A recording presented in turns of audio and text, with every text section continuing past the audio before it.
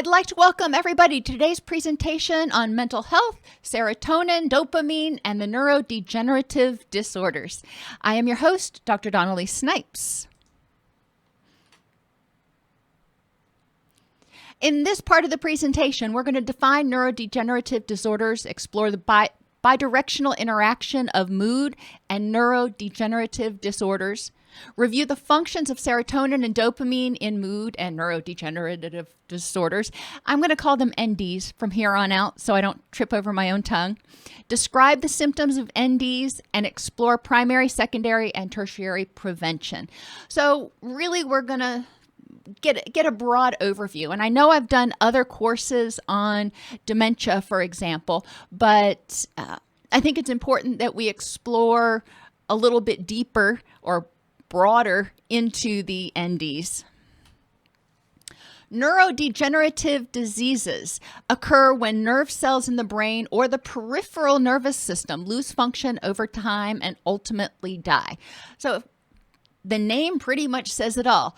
Degeneration of the neurons. That's what we've got. And depending on which neurons degenerate is going to affect which symptoms the person experiences. Alzheimer's disease will impact approximately 11% of people. Amyotrophic lateral sclerosis, or ALS, 0.002%. Friedreich's ataxia, 0.002%. Huntington's disease, 0.01%. Lewy body disease, 2% of people. Parkinson's disease, 1%. Spinal muscular atrophy, 0.01%. Multiple sclerosis is not technically classified as a neurodegenerative disorder at this point, but they are investigating some neurodegenerative aspects of it. And chronic traumatic encephalopathy, and the prevalence of that is unknown according to the CDC. So there are a lot of different disorders that are neurodegenerative in nature, and these are just the most common. And I think it's important that we recognize that, because as we go through this presentation and we start talking about neurodegenerative disorders and mood, you're going to hopefully recognize that the people that you are seeing in clinic or in the hospital, wherever you work, are likely more at risk for the development of NDs because of their pre-existing mood disorders, and or people with NDs are likely to have comorbid mental health issues as well. So we want to recognize this from a prevention as well as an effective treatment standpoint. Depression and anxiety, as well as NDs, are linked to an imbalance of neurotransmitters and hormones, including low levels of dopamine, serotonin, and or estrogen. So remember that males as well as females have estrogen, and our gonadal hormones are actually neuroprotective. So when there is an imbalance in our gonadal hormone levels, which unfortunately we do see decline for both genders beginning, in the mid 40s generally, we're also losing some of the neuroprotection from that. So, that is an interesting little thing to consider. Mental illnesses and NDs, and I thought this was really interesting, have overlapping neurodegenerative mechanisms. I don't think of mental illnesses as neurodegenerative, but they do have a lot of similar physiological pathologies, which means that it is more likely that people with significant mental health issues are more likely to develop NDs later in life because of the oxidative stress. Remember, oxidative stress is what happens when your body is not able to clear out the free radicals quickly enough because you're making too many. How does that happen? Well, when that HPA axis is activated and you are just full bore, you are burning through energy and neurotransmitters and everything else, your body is in overdrive, which means it's making extra byproducts or free radicals. And those excess free radicals, your body's not prepared to clean out as quickly. It's kind of like after a parade. Normally the city staff is able to keep the city looking really nice. At least in our city, it's great. However, after a parade, it looks like, a tornado hit it because there's trash everywhere and everything, because there was an influx. And you can think of that trash kind of like those free radicals. When there is an influx, when there is extra stress on the system, it produces extra free radicals. When those free radicals aren't cleared out, it produces oxidative stress, which leads to inflammation. And we know that inflammation is associated with both NDs as well as mood disorders. Mitochondrial dysfunction and inflammation are also two other overlapping aspects between mental illnesses and neurodegenerative disorders. So the functions of serotonin and dopamine. Mood regulation for serotonin is mood regulation, cognition and concentration, sleep, circadian rhythms, pain perception, immunity and inflammation, gonadal hormones, heart rate, impulse control, and hunger and satiation. So let's just think about serotonin for a minute. With people with dementia or Parkinson's or other neurodegenerative diseases, how many of these symptoms do they have? Well, there's obviously difficulty with cognition and concentration. There can be some mood lability. Their sleep and circadian rhythms typically get all kinds of wonky. We've seen in experiments and testing that people with neurodegenerative diseases, as well as people with anxiety and depression, have higher levels of inflammation, which means the immune system is malfunctioning, because the immune system is what's involved in deciding when those inflammatory cytokines go out. Gonadal hormones can be imbalanced. Now that's generally not a symptom of neurodegenerative disorders. But you can see there are several symptoms that are common in mood disorders as well as neurodegenerative disorders that can be caused by an imbalance in serotonin. Now, dopamine. Dopamine is involved in motivation, attention, energy, muscle contractions, cognition again, pain perception and opioid release. It modulates blood flow and glucose metabolism. So one thing that I do want to point out, and I think we're going to talk about it later, but I can't remember, heart rate. Remember, your heart pushes the blood around. The blood carries the oxygen. When enough oxygen's not getting to the brain, it causes cognitive difficulties, which is why people who have cardiovascular disease tend to have more issues with cognition and concentration. Well, we go over here to dopamine. Dopamine doesn't necessarily impact the heart rate, but it does modulate blood flow to a certain extent, modulating the blood pressure and the contractions of the arteries, or however the blood moves. Obviously, I didn't go to medical school. Anyhow, so it's important to recognize that low dopamine levels may contribute to low blood flow, and low blood flow can contribute to difficulty with cognition and concentration, as can low dopamine levels. And glucose metabolism. Our brain is one of the primary utilizers of blood glucose. At the end of the day today, you're probably going to feel kind of tired, and you're going to be like, I was sitting in a seminar for 4 hours. Why do I feel tired? Because your brain was working. And because your blood probably wasn't circulating as much as usual, because you're not up walking out to the waiting room, seeing patients, cleaning the house, whatever you generally do in a day. So glucose metabolism is important to recognize, because if your brain is not able to process the glucose as effectively, it's not able to function as effectively. It's kind of like trying to run a car without oil. So we do want to understand the overlapping symptoms that can be caused by either an imbalance or inadequate serotonin or dysfunction in the serotonergic system, or dysfunction in the dopaminergic system that can lead to mood disorders and neurodegenerative problems. I told you I would trip over my tongue on that word yet. So let's talk a little bit about serotonin and neurodegenerative disorders. 5-HT, remember 5-HT is the precursor to it's the general thing for serotonin. Serotonin receptors come in multiple categories. 5-HT 1, 2, 3, 4, 5, 6, 7, etc. I believe there's 19 different types of serotonin receptors. Don't quote me on that.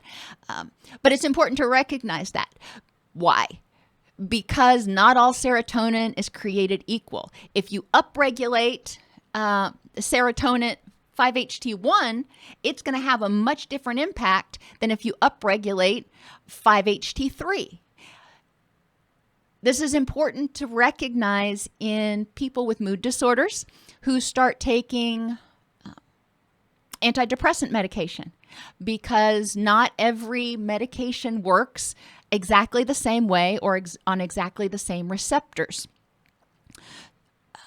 That being said, when you have people who have neurodegenerative disorders, they're often prescribed antidepressants, and that can have some effects. We'll get there in a minute.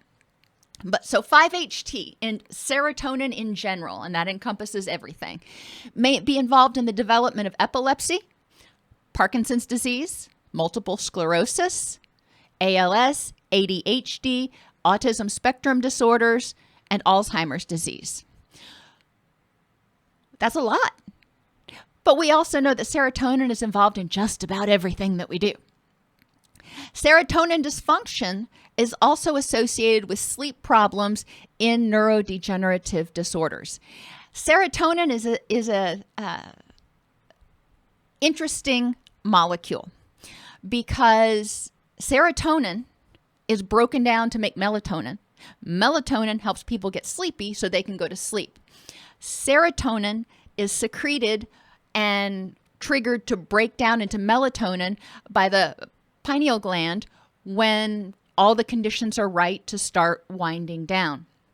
So if there's not enough serotonin, or if there's a breakdown in that system, there could be a problem. So we do need serotonin in order to make that melatonin. However, serotonin reuptake inhibitors, SSRIs and SNRIs and SARIs, are also shown to inhibit REM sleep. So melatonin helps us get to sleep, but serotonin inhibits REM sleep, which is important because we need REM sleep just like we need deep sleep and light sleep. There's a reason we have all those phases.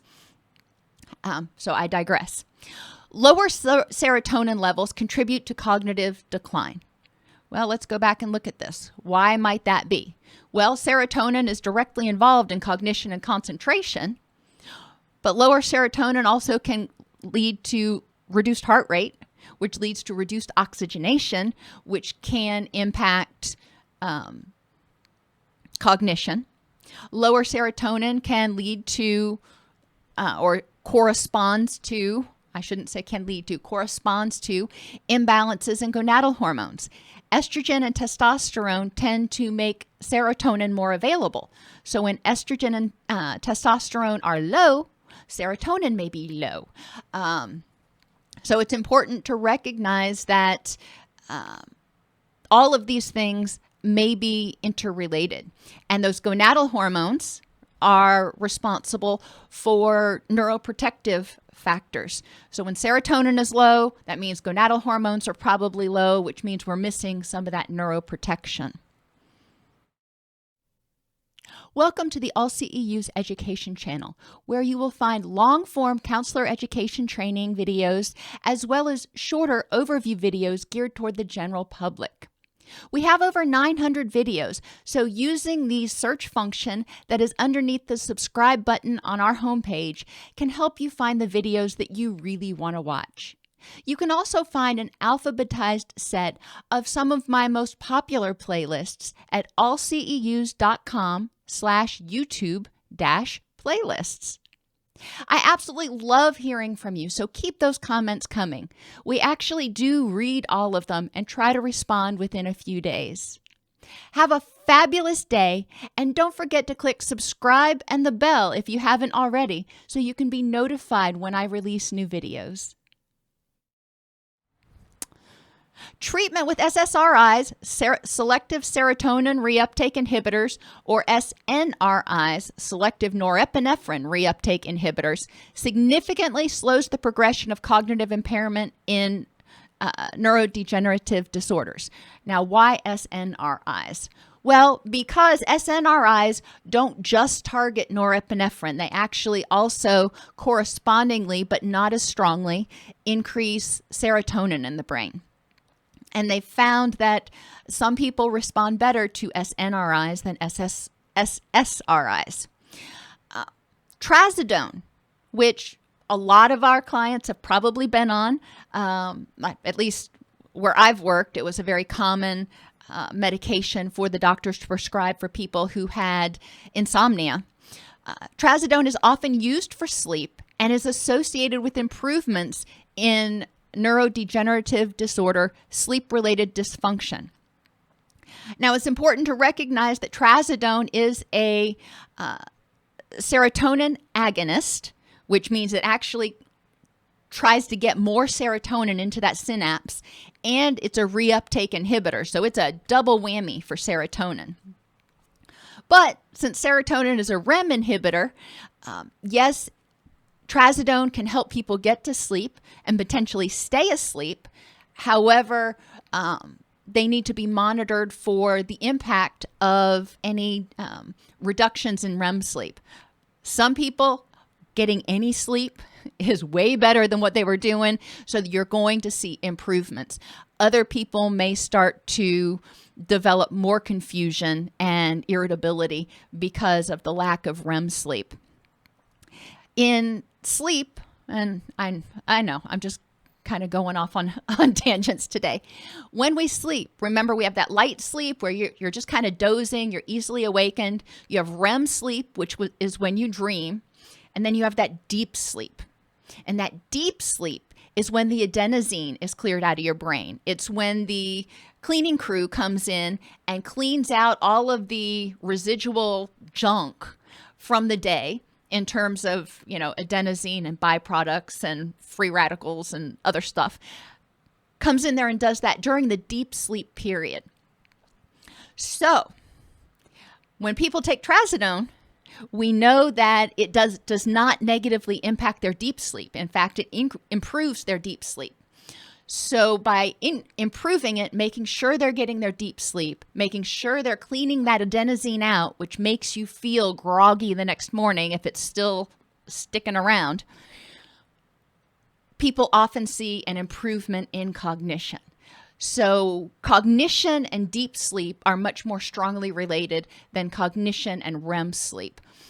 But, like I said, some of the studies have shown that REM inhibition can be problematic for some people. In people with neurodegenerative disorders, there's a degeneration in serotonergic axons. Axons and dendrites. Now, back to Neuropsych 101. You may remember it, not a huge point, but just for a refresher. Axons take information and pass it along downstream. They keep the message going where it needs to go. Dendrites take the information and send it to the cell.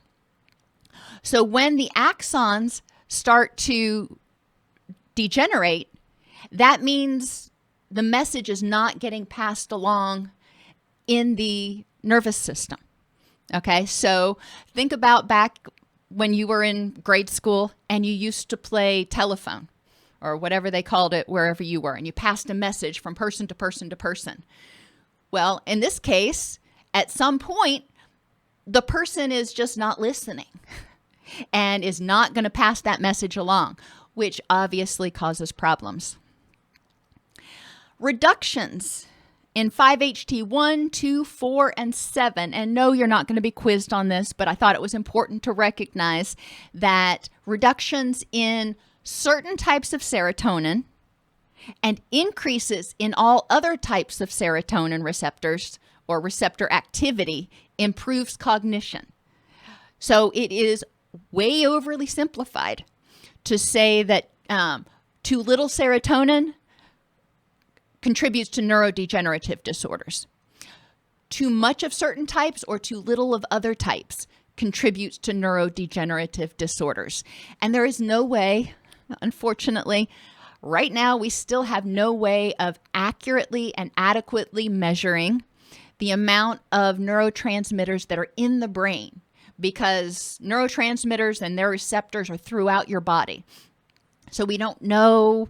We can get a general idea through a blood test about how much serotonin or dopamine or whatever a person has. There are some blood tests that they've done for that, but we don't know how much of that is in their body versus actually working in their brain receptors.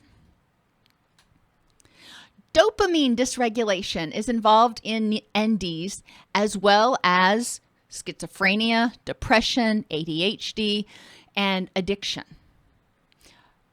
We talk a lot about dopamine, and I spent a lot more time on serotonin because a lot of times when people think of Parkinson's disease, especially, they think of dopamine only. And the research is really showing that no, that's not the case. But remember, with depression as well as anxiety, and now we know neurodegenerative disorders, imbalances in serotonin can contribute to symptoms. So it's likely that the serotonin imbalances in people with NDs are also going to contribute to comorbid mental health issues and vice versa. Parkinson's disease is a neurodegenerative disease characterized by loss of dopaminergic neurons. In fact, 60 to 80% or more of dopamine-producing cells are gone by the time the person presents with actual symptoms. So their body's ability to pass along those dopamine signals is 60 to 80% gone by the time they actually get diagnosed. And that's significant. My thought is, as clinicians, if we notice people are having significant depression, lack of motivation, low energy, a lot of them symptoms of depression, especially if it's accompanied by cognitive changes, it's probably worth referring them to be screened for any neurodegenerative things that might be going on, especially if the cognitive issues started, recently.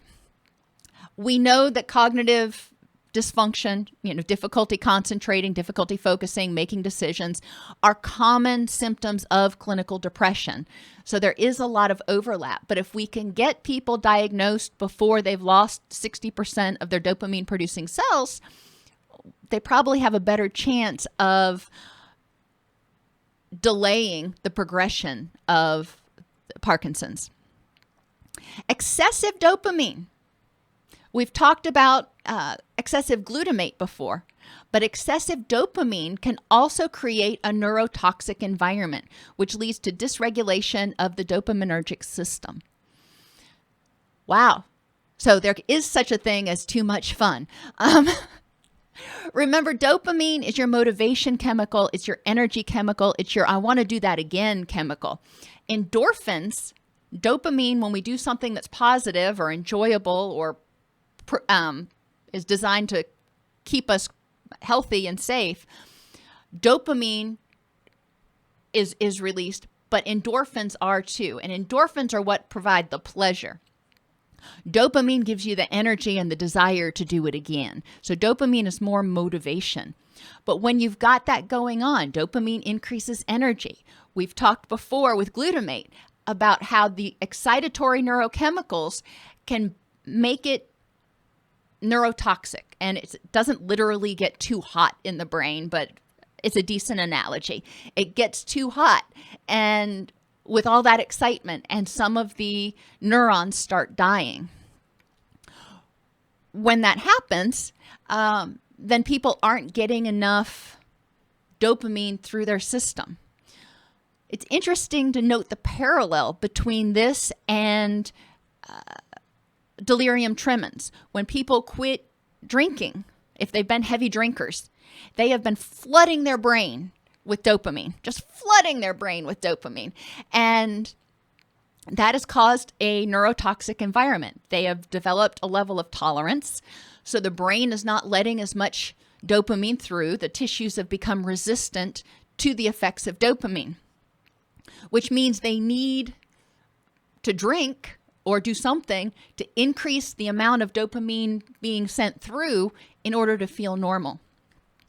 When they quit drinking, their body is not making or sending enough dopamine through anymore because it's so used to getting it exogenously that they have a precipitous drop in dopamine levels. We know that low dopamine is associated with tremors, with Parkinson's disease, and with delirium tremens. So you can see kind of the overlap here. You can see how people who abuse substances, particularly, interestingly enough, and we'll talk about this in a minute, amphetamines, are at a much higher risk of developing neurodegenerative disorders later on because they have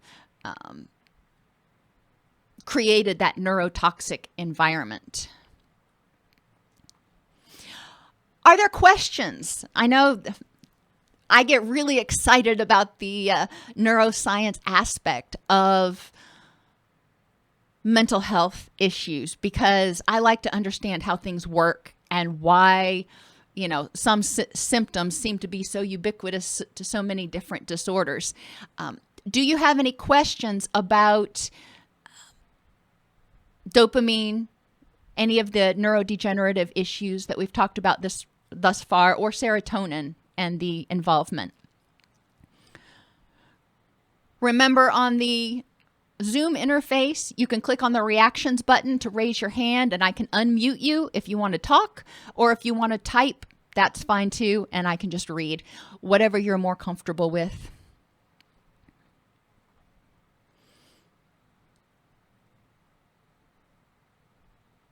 One of the other things I think is interesting and we need to consider, and feel free to raise your hand or type while I'm talking, I'm just filling time here, is when we're working with people who present with depression, clinical depression, a lot of times we don't even think neurodegenerative. A lot of times we don't even think dopamine. We instantly think serotonin. And when people present with NDs, we automatically think dopamine and don't think serotonin. But in actuality, either way, it could be either neurotransmitter, which is important from a pharmacological perspective.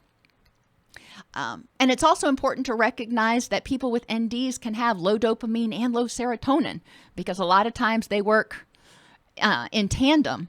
And so they may do better potentially on a serotonin dopamine reuptake inhibitor, or even a serotonin norepinephrine dopamine reuptake inhibitor. And yes, they are in existence, the SNDRIs. Kind of like throwing the whole kitchen sink at it. Sheila asked, should regular blood work be done to monitor appropriateness of SSRIs or SNRIs, or level of dopamine or serotonin? Unfortunately, since we can't tell where the neurotransmitters are that we're measuring with the blood test, that's not going to give you a lot of information. If you have a client who tends to be treatment non-compliant, then it's always helpful to monitor the levels of the SSRIs or SNRIs. But for most patients, just judging and having them scale themselves as to how they feel each day on the medication can give you an idea of what's going on, whether it needs to be increased, whether it needs to be decreased, or whether it needs to be changed completely. Unfortunately, for a lot of people, psychiatrists only see the patients once a month at best. So they're not getting a minute by minute, so to speak, understanding of or picture of what's going on. And especially with people with advanced neurodegenerative or neurocognitive disorders, they may not be able to effectively keep a journal or a diary or a log, and their caregivers may be so overwhelmed trying to help the person stay safe and have the highest quality of life that they have difficulty completing it. So any kind of journaling or logging that we ask people to do, I find, regardless of the diagnosis, I try to make as simple and quick and dirty as possible. On a scale of 1 to 5, 1 being no symptoms at all, they're having a great day, or you can do it 5, however you want to do it. 2 being some symptoms, but they're having a really good day. 3, they're having symptoms, it's impacting their functioning. 4, significant symptoms. And 5, just completely overwhelmed or overcome by their symptoms. It's important to anchor your Likert scales for people and try to make it as easy to differentiate as possible. I hate it when I look at a Likert scale and it says a little, some, much, always, whatever. I'm like, give me numbers, 10%, 25%, 50%. I can do that. But maybe that's just because I'm a little bit too rigid that way. I don't know.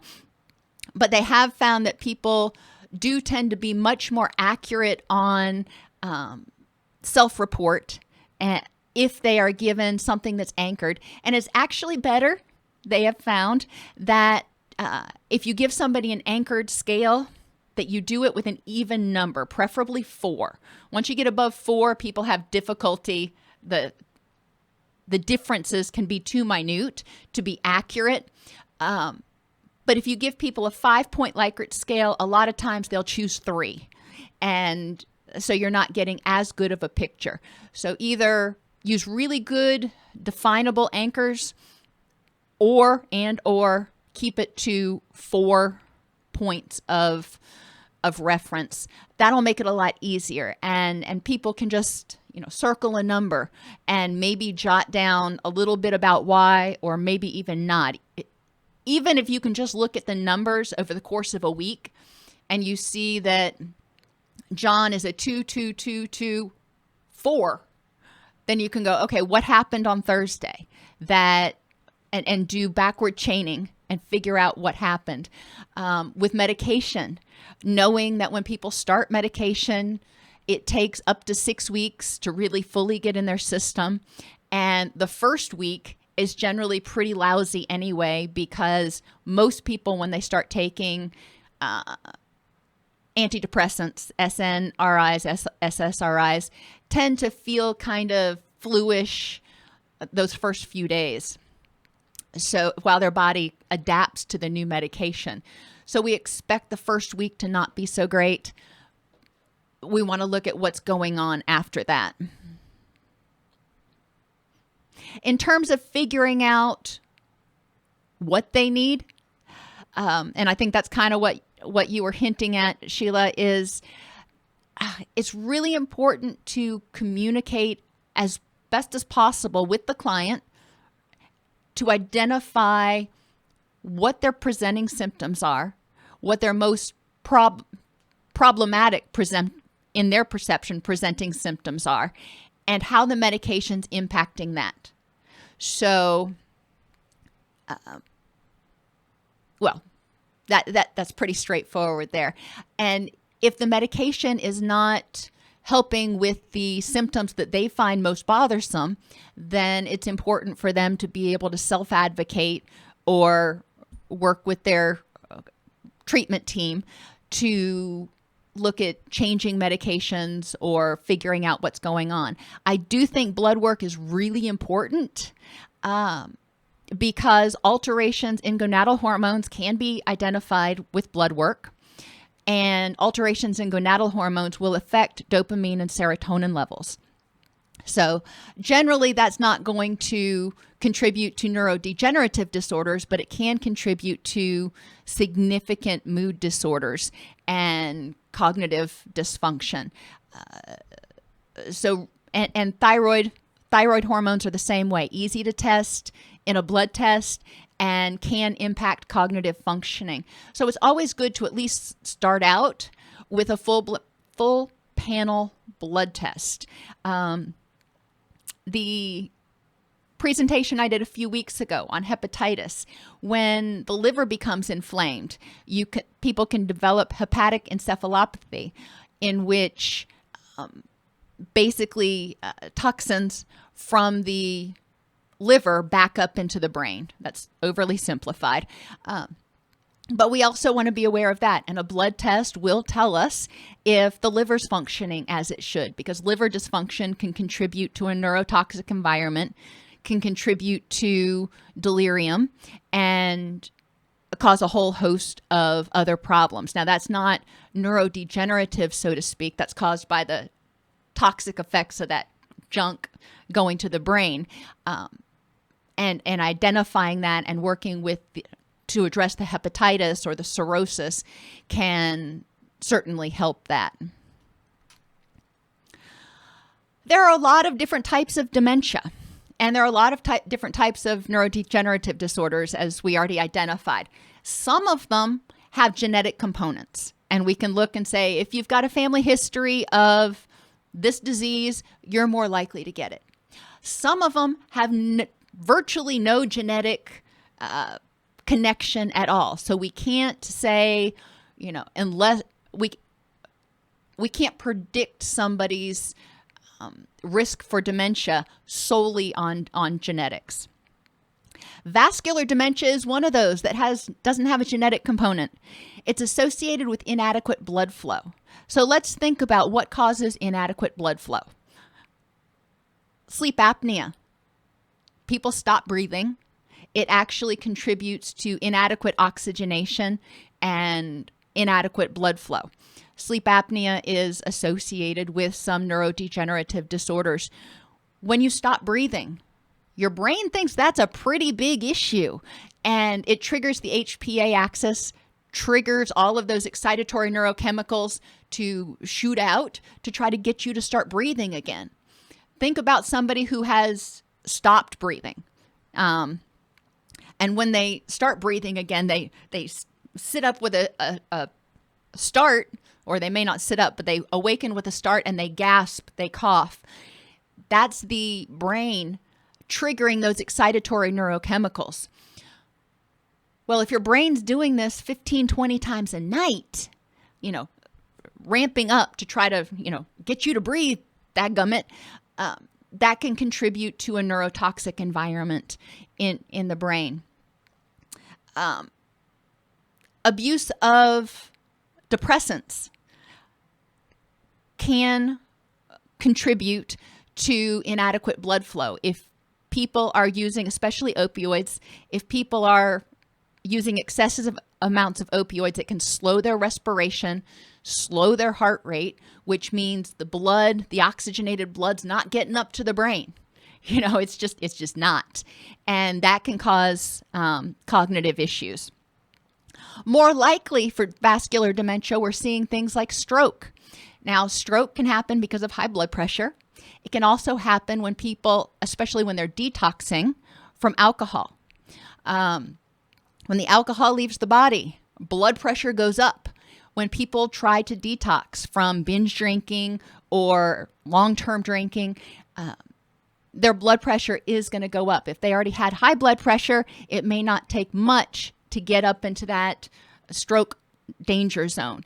If they didn't already have high blood pressure, then they may have a little bit more wiggle room. But that's why alcohol detox is a medical issue.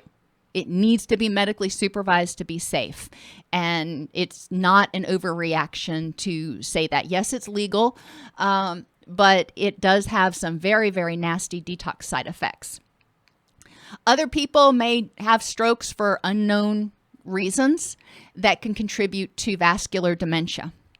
Lewy body dementia is due to abnormalities in how the brain processes a particular protein, which leads to abnormal deposits damaging brain cells. So, basically it's caking up in the brain cells and killing them. Frontotemporal dementia is a progressive nerve cell loss in the brain's frontal lobes or in its temporal lobes. So where your temples are, or in the frontal lobe, which is where we know we do executive functioning as well as impulse control. In frontotemporal dementia, 30% of the cases do have a genetic component to them. But that's still only a third. So 2/3 don't. Huntington's disease is a progressive brain disorder caused by a defective gene. Symptoms usually develop between 30 and 50, but can appear between, no, that's not a typo. It can appear between the ages of 2, toddler 2 and 80. That's a big issue. Most pediatricians, probably would pick up on this, but we do want to be cognizant of it if we are working with anybody, since it can happen at any age. Dementia can happen at any age. Now, we typically think of neurodegenerative disorders as being something that starts in midlife or late life. And that's typically what happens, but not always. I mean, Michael J. Fox, for example, started developing symptoms of Parkinson's, long before he was in midlife old age, by my definition.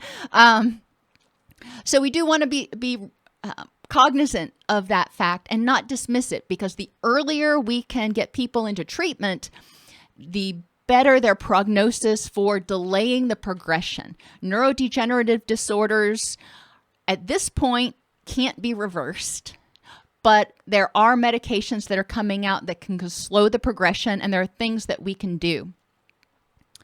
Parkinson's disease-related dementia is another type of dementia. Not everybody with Parkinson's develops dementia, but a lot of them do. And posterior cortical atrophy is another type. We are not neurologists. We don't need to know, all the specifics of these. The biggest ones we want to know is just the general signs of neurodegenerative disorders, and we're going to talk about those, and also the risk factors for vascular dementia, because that's by far the most common dementia that we're probably going to see, especially in mental health practice.